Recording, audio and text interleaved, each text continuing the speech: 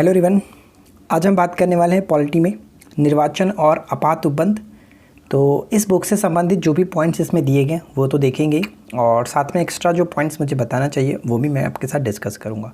तो इस वीडियो को एंड तक देखिए, और बाकी लोगों से रिकमेंड करूंगा कि जो लोग इससे पहले के बाकी के पार्ट्स को नहीं देखें वो प्लेलिस्ट में जा करके सारे पार्ट्स को ज़रूर देखिए, क्योंकि ये आपके लिए बहुत इंपॉर्टेंट है। तो चलिए इस वीडियो को हम शुरू करते हैं। सबसे पहला टॉपिक यहाँ पे दे रहा है निर्वाचन।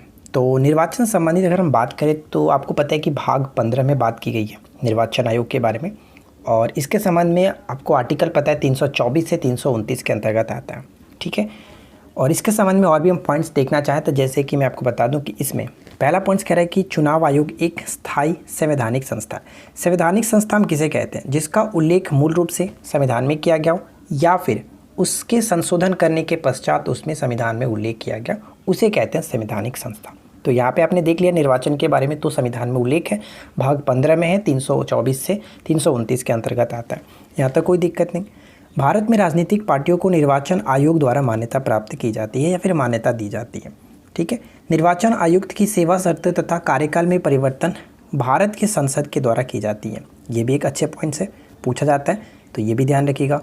साथ ही साथ और भी यहाँ पे पॉइंट्स कह रहा है कि जैसे राज्य चुनाव आयुक्त की जो नियुक्ति होती है वो राज्यपाल के द्वारा होती है, और केंद्रीय स्तर पर मुख्य निर्वाचन आयुक्त के अलावा 2 और निर्वाचन आयुक्त होते हैं। यहाँ पे समझिएगा, मुख्य निर्वाचन आयुक्त की बात करें तो उनका कार्यकाल 6 वर्ष या फिर 65 वर्ष का होता है, जबकि अन्य जो 2 यहाँ पे आप देख रहे हैं अन्य 2 आयुक्त होते हैं उनका जो कार्यकाल होता है 6 वर्ष या फिर 62 वर्ष का होता है, जो भी पहले पूरा हो, ठीक है। एक क्वेश्चन ये पूछा सकता है कि वर्तमान में यानी कि 2021 में अभी फ़िलहाल जब मैं ये वीडियो बना रहा हूँ, ये वीडियो हमारा कब बन रहा है मैं आपको बता दूँ, आज है 28 जुलाई। 28 जुलाई को मैं बना रहा हूँ, 28 जुलाई 2021 को। तो वर्तमान में कौन है मुख्य निर्वाचन आयुक्त? तो सुशील चंद्रा, ये याद रख सकते हैं। इन्होंने किसका स्थान ग्रहण किया था? अप्रैल में स्थान इन्होंने ग्रहण किया था सुनील अरोड़ा जी का, तो ये ध्यान रख सकते हैं। तो यहाँ से आपका सारा पॉइंट्स क्लियर हो गया। अब बात करते हैं और भी इंपॉर्टेंट पॉइंट्स, जैसे वर्तमान में मान्यता प्राप्त राष्ट्रीय राजनीतिक दलों की संख्या कितनी है? ये क्वेश्चन बहुत बार पूछा जाता है। वर्तमान में मान्यता प्राप्त राष्ट्रीय राजनीतिक दलों की संख्या टोटल कितनी है? 8 है, और इनकी सूचियाँ यहाँ पे दी गई है, जो कि आप अच्छे तरीके से पढ़ करके भी याद रख सकते हैं, ठीक है। यहाँ पे वो 8 सूचियाँ दी गई हैं, भारतीय जनता पार्टी, भारतीय कांग्रेस पार्टी, और इनका चिन्ह भी दिया गया। तो यहाँ पे मेनली जो आपको ध्यान रखना है, जैसे 2 तो आपको याद ही होगा, इसमें कोई प्रॉब्लम नहीं है, और एक याद रख सकते हैं अखिल भारतीय तृणमूल कांग्रेस याद रख सकते हैं। तो ये यहाँ पे भी इंपॉर्टेंट हो जाता है। बाकी यहाँ पे आपको ज़्यादा याद नहीं रखना, बस याद रखिए कि टोटल 8 मान्यता प्राप्त राजनीतिक पार्टियाँ, ठीक है। चलिए अब आगे बढ़ने से पहले एक छोटा सा रिक्वेस्ट करूँगा कि वीडियो पसंद आए तो प्लीज़ वीडियो को लाइक कर दीजिएगा और दोस्तों के साथ शेयर भी कर दीजिएगा, क्योंकि आप लोग सिर्फ वीडियो को देखते हो, ना लाइक करते हो ना सब्सक्राइब करते हो। यार सब्सक्राइब कर दीजिए, कोई पैसा नहीं लगता, बिल्कुल फ्री होता है, आपको अपडेट मिलता रहेगा। चलिए फिलहाल हम बात करते हैं नेक्स्ट पॉइंट की। तो यहाँ पे कुछ और पॉइंट्स दिया गया। नेक्स्ट पॉइंट कह रहा है कि चुनाव आयोग ने समाजवादी पार्टी को राज्य स्तरीय पार्टी के रूप में मान्यता दी है, ठीक है। समाजवादी जो पार्टी है वो एक प्रकार का राष्ट्रीय स्तर पर नहीं है, राज्य स्तरीय पार्टी है, ठीक है, ये ध्यान रखिएगा। चुनाव का अधीक्षण, निर्देशन और संचालन तथा निर्वाचन सूची के तैयार करना, ये किसका काम होता है? चुनाव आयोग के कार्यों में शामिल है। मुख्य निर्वाचन आयुक्त को पद से संसद के दोनों सदनों के द्वारा कुल सदस्य संख्या के बहुमत एवं उपस्थित मतदान करने वालों के 2/3 बहुमत के द्वारा साबित कदाचार के आधार पर हटाया जा सकता है। तो ये एक इम्पॉर्टेंट पॉइंट बन सकता है कि कैसे हटाया जा सकता है, आप इसको याद रखेंगे। अगला पॉइंट्स क्या है? नेक्स्ट पॉइंट ये कि भारत में मतदाता की सूची को अद्यतन करने की जो जिम्मेदारी होती है वो किसके पास होता है? चुनाव आयोग के पास होता है, वही तैयार करते हैं, ठीक है। लोकसभा के सदस्यों का निर्वाचन गुप्त मत द्वारा किया जाता है। भारत में राष्ट्रीय चुनावों को मतदान का अधिकार सार्वभौमिक वयस्क मताधिकार है। अब यहाँ पे एक पॉइंट्स है कि ईवीएम का पूरा नाम क्या है? तो इलेक्ट्रॉनिक वोटिंग मशीन होता है, लेकिन ईवीएम से संबंधित और भी पॉइंट्स जैसे आपको जानने चाहिए। अगर हम बात करें कि ईवीएम का आविष्कार किसने किया था? हनीफा, ठीक है, हनीफा, ये याद रखिएगा। पहली बार 1982 में केरल के विधानसभा जो निर्वाचन क्षेत्र है उसमें इसका इस्तेमाल किया गया था। कहाँ पे? जो कि कह सकते हैं 70 पारुक, ठीक है, 70 पारुक विधानसभा निर्वाचन क्षेत्र में सबसे पहले ईवीएम का इस्तेमाल किया गया था 1982 में, ये ध्यान रख सकते हैं, ठीक है। तो ये इंपॉर्टेंट है। और उसी तरह से बात करें कि प्रथम निर्वाचन आयुक्त कौन थे? तो सुकुमार सेन थे, ये भी क्वेश्चंस कई बार पूछा गया। प्रथम मुख्य निर्वाचन आयुक्त सुकुमार सेन थे, जो कि वर्तमान में अगर हम बात करें, वर्तमान में भारत के मुख्य निर्वाचन आयुक्त मैंने आपको क्या बताया? सुनील अरोड़ा जी के स्थान पर किनको ग्रहण किया गया? तो ध्यान रखिएगा सुशील चंद्रा, ठीक है, सुशील चंद्रा। चलिए आगे बढ़ते हैं और यहाँ पे एक और पॉइंट्स पढ़ सकते हैं। निर्वाचन आयुक्त का कार्यकाल 6 वर्ष अथवा 65 वर्ष की आयु जो भी पहले होता है, तो ऑलरेडी मैंने आपको बता दिया था, इसमें तो कोई दिक्कत नहीं है। और जो अन्य 2 निर्वाचन आयुक्त होते हैं उनका कार्यकाल कितना होता है? ये मुख्य का होता है, ठीक है, मुख्य निर्वाचन आयुक्त जो होते हैं उनका होता है 6 वर्ष या फिर 65 वर्ष। बाकी जो अन्य 2 होते हैं उनका 6 वर्ष या फिर 62 वर्ष। तो ये ध्यान रखिएगा, ठीक है ना। चलिए, तो निर्वाचन आयुक्त से संबंधित यहाँ पे यही पॉइंट्स दिए गए थे, यानी निर्वाचन से संबंधित जो पॉइंट्स थे वो हम लोगों ने देख लिया। अब यहाँ पे बात करेंगे आपातकाल एवं राष्ट्रीय शासन, ठीक है, राष्ट्रपति शासन। तो चलिए हम यहाँ पे डिस्कस करते हैं।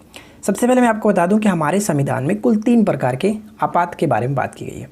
जैसे आपातकाल के अंतर्गत अगर हम देखें तो सबसे पहला 352 के तहत राष्ट्रीय आपातकाल, 356 के तहत राष्ट्रपति शासन की बात की गई है और 360 के तहत वित्तीय आपातकाल के बारे में बात की गई है, प्रावधान किया गया, ठीक है, ये ध्यान रखना है। और अगर हम बात करें कि ये आपातकाल कहाँ से लिया गया, तो हम ये कह सकते हैं कि भारत में जो आपात उपबंध है वो भारत शासन अधिनियम 1935 से लिया गया, ये ध्यान रख सकते हैं।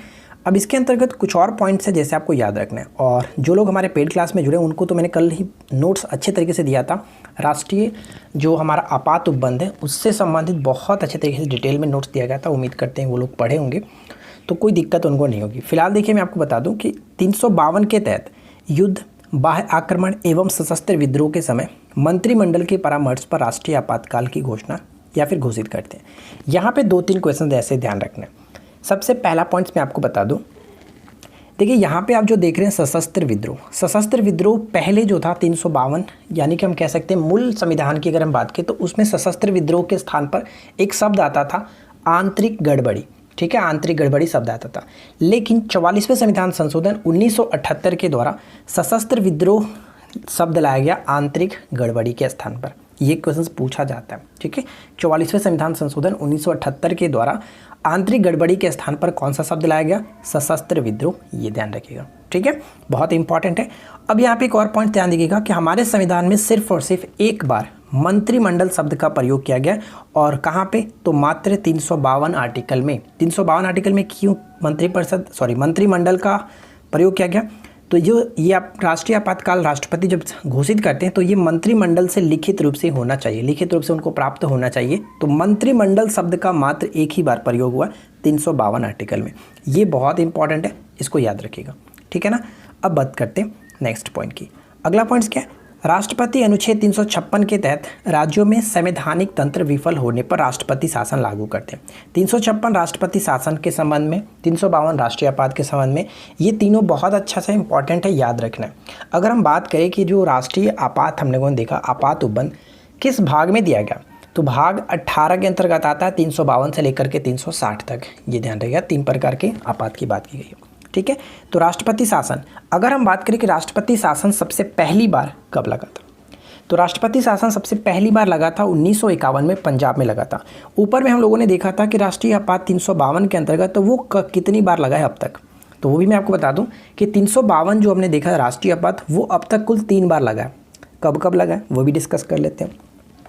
पहली बार कह सकते हैं कि 1962 में जब भारत चीन आक्रमण हुआ था तब, ठीक है, भारत चीन के युद्ध के समय 1962 में लगा था।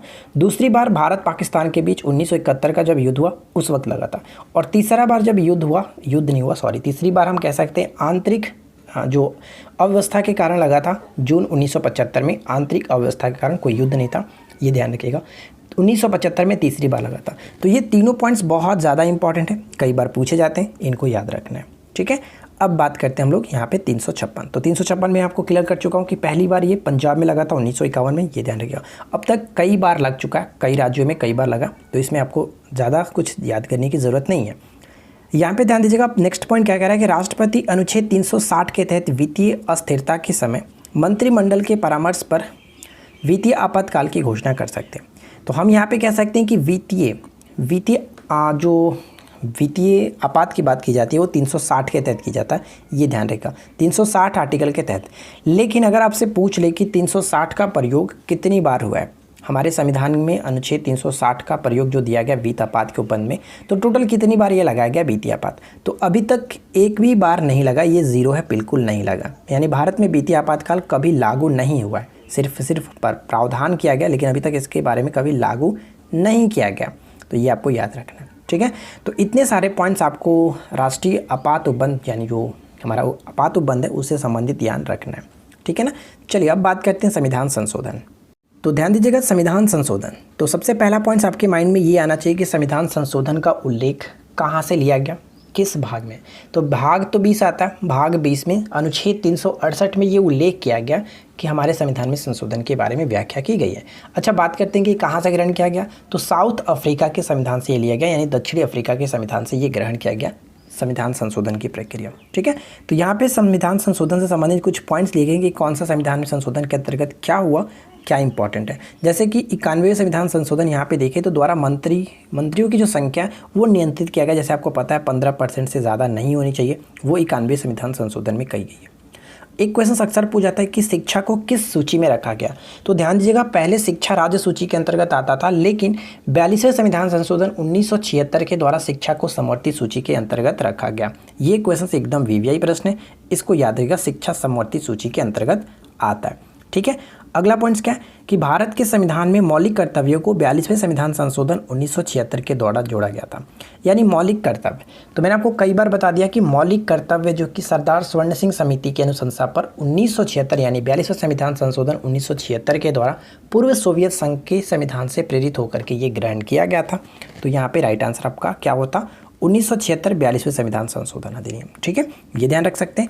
ठीक उसी तरह से 73वां संविधान संशोधन का संबंध 1992 से ये कहता है कि 20 लाख से अधिक जनसंख्या वाले सभी राज्यों हेतु पंचायती राज की 3 स्तरीय प्रणाली हेतु प्रावधान करता है। तो ये भी याद रख सकते हैं। पंचायती राज के त्रिस्तरीय प्रणाली का जो सिफारिश किया गया था बलवंत राय मेहता ने 1957 में किया था, ये भी याद रख सकते हैं। नेक्स्ट पॉइंट है कि 92वें संविधान संशोधन अधिनियम 2003 के द्वारा 8वीं अनुसूची में बोडो, डोगरी, मैथिली, संथाली भाषा को शामिल किया गया था। 8वीं अनुसूची में टोटल 22 भाषाओं के बारे में उल्लेख किया गया, जिसमें से यहाँ पे कह रहा है कि 92वें संविधान संशोधन के द्वारा 2003 में 4 भाषाओं को जोड़ा गया था। इस तरह से याद रख सकते हैं, ठीक है।